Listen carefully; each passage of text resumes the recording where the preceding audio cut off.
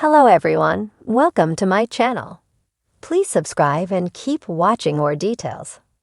Mama June's daughter, Anna Cardwell, could not grasp death in cancer battle.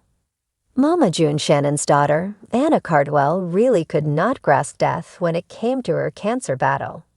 She knew that anything was possible, but she was remaining extremely optimistic.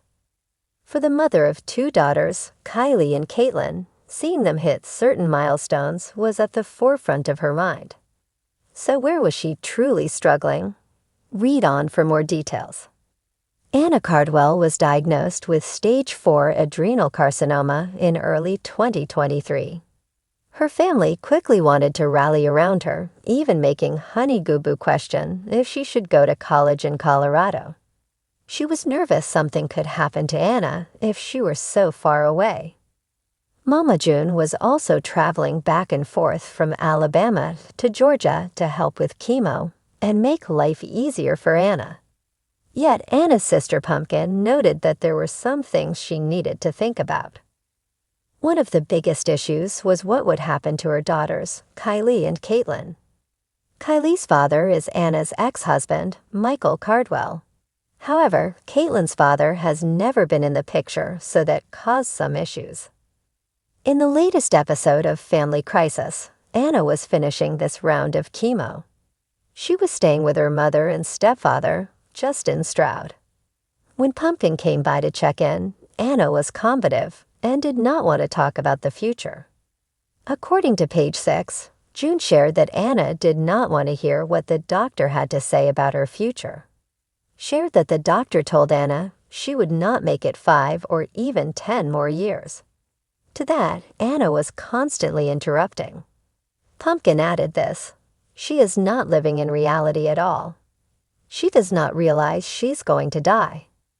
Though that may sound harsh, they are all worried about what is to come. June admitted she has been investigating insurance policies for her granddaughters, but can't do anything without Anna.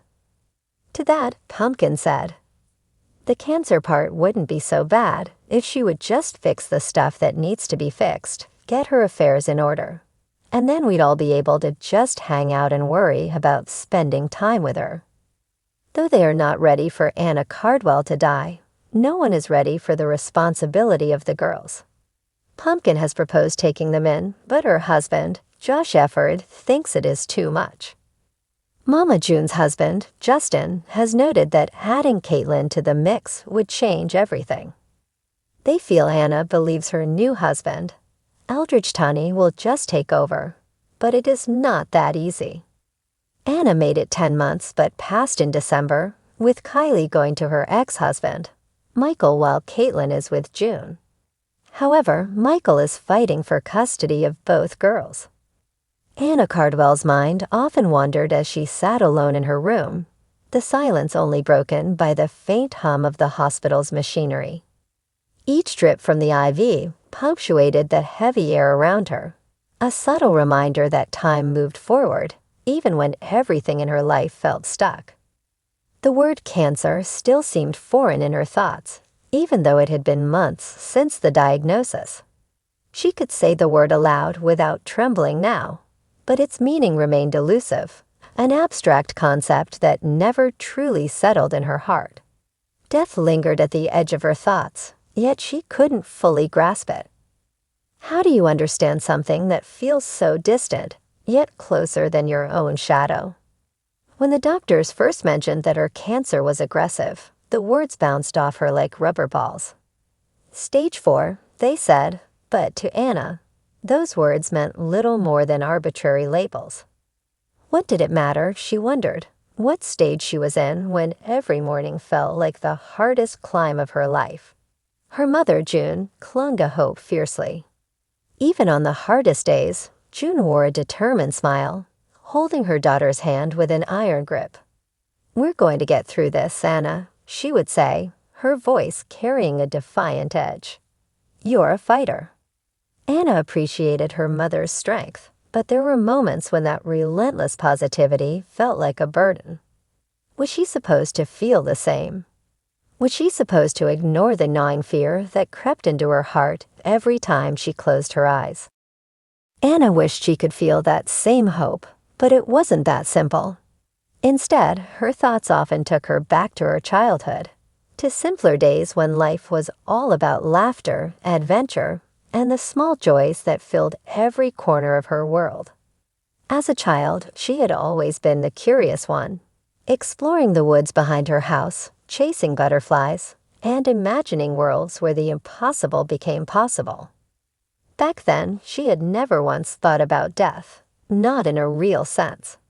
It was just a shadowy figure in fairy tales, something that happened to villains and old people, not to young women with dreams still unfulfilled. Yet here she was, a young woman in her late 20s, forced to reckon with something she could neither touch nor see, but could feel pressing down on her with an overwhelming weight. She found herself torn between two realities. The world her family wanted her to believe in, a world where she could beat the odds, and the world she felt creeping in with every tired breath she took. As her treatments progressed, the physical pain was one thing, but the emotional turmoil was something different entirely. She tried to stay strong, to keep smiling for her two daughters, who looked at her with wide eyes full of questions they didn't yet know how to ask. She knew she had to be there for them, to be their mother, their anchor in the storm. But how do you anchor someone when you yourself feel like you're floating, disconnected from everything you once knew? There were days when Anna felt angry. She raged silently against the unfairness of it all. She was too young to be thinking about wills and goodbyes, too young to be staring down the cold inevitability of death. She hadn't done everything she wanted to do yet. There were still books she wanted to read, places she wanted to see, moments she wanted to share with her family. How could this be happening? How could life be so cruel as to give her dreams, and then snatch them away with a diagnosis she never saw coming? But even in her darkest moments, Anna couldn't fully surrender to despair. Something inside her kept fighting, even when her mind wanted to give up. It was a strange paradox. This tension between life and death, hope and surrender. Maybe that was why she couldn't fully grasp the idea of dying. It wasn't something she could understand by thinking about it. It was something beyond logic, beyond reason. It was the kind of thing you only come to terms with by living through it, day by day, breath by breath. In the quiet hours of the night, when sleep wouldn't come, Anna would lie in bed and imagine what it might be like if she could beat this. She imagined waking up one morning free from pain, free from the suffocating weight of uncertainty. She imagined walking through a field of wildflowers with her daughters, laughing as they chased each other in the sunlight. She imagined all the normal things she had taken for granted before cancer became the unwanted guest in her life. But then the morning would come, and the sunlight would filter through the blinds, revealing another day of appointments, treatments, and exhaustion. Reality would crash back in, and the cycle would start all over again. Hope fighting against fear, life fighting against the pull of something darker. One day, as Anna sat by the window, watching the rain streak down the glass, her mother joined her in silence. For once, June didn't try to say anything comforting or positive. She simply sat there, holding Anna's hand, and together they watched the rain. In that moment, something shifted. Anna realized that maybe it wasn't about fully grasping death or understanding what lay beyond it. Maybe it was about finding peace in the uncertainty, about accepting that not everything had to make sense. For the first time, she let herself just be, no longer trying to control her thoughts or chase away the fear. She allowed herself to feel it all, the sadness, the anger, the confusion, without judgment. And in doing so, she found a strange sense of calm. She didn't need to know what would happen tomorrow, or even in the next hour.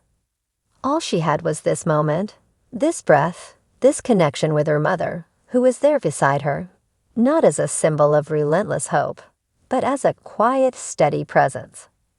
Anna still couldn't fully grasp the concept of death, but maybe she didn't need to. Life was full of things we couldn't fully understand. What mattered, she realized, was how she chose to live in the time she had left, whether it was a few months or many years. And in that moment, as the rain continued to fall, she chose to live in the present, letting go of the need for answers and embracing the fragile, beautiful uncertainty of it all. This piece captures Anna's emotional journey, highlighting the tension between hope and fear, life and death, and how sometimes the path forward lies not in understanding, but in acceptance.